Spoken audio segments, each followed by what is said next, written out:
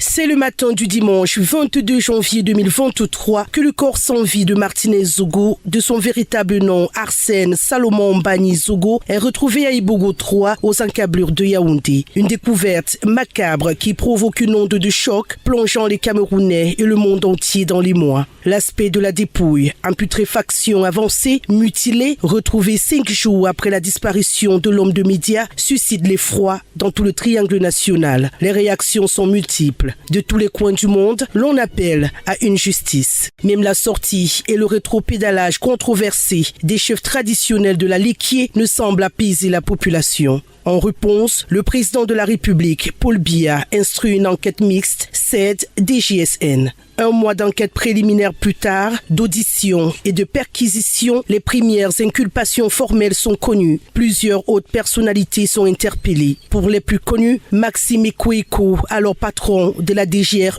Justin Danoué, détenu à la prison centrale de Kondengui, suspecté de filature, enlèvement et torture sur la personne de Martinez Zogo, et le mania des médias, Jean-Pierre Amogo Belinga, suspecté quant à lui de complicité par aide. L'évocation de l'implication de la machine de l'État dans cet assassinat sordide complexifie l'affaire. Aucune inculpation pour meurtre à ce jour. De quoi susciter moult interrogations. Martinez Zogo serait-il en vie après avoir été torturé? Qui a donc assassiné Martinez Zogo? Qui sont les commanditaires de ce crime crapuleux? Des questions qui attendent toujours des réponses. Pour l'heure, la phase d'instruction est en cours. Les avocats des suspects multiplient des actions en justice pour l'obtention d'une liberté provisoire de leurs clients, et le peuple camerounais attend impatiemment le dénouement de cette scabreuse affaire qui n'a pas fini de dessiner des méandres. Il importe de relever qu'avant d'être assassiné, Martinez Zogo, animateur de la célèbre émission Embouteillage, occupe le poste de chef des chaînes de la radio Amplitude FM. Une voix du quotidien des habitants de la ville aux 7 collines, voix singulière au style incisif et prosaïque, souvent controversée.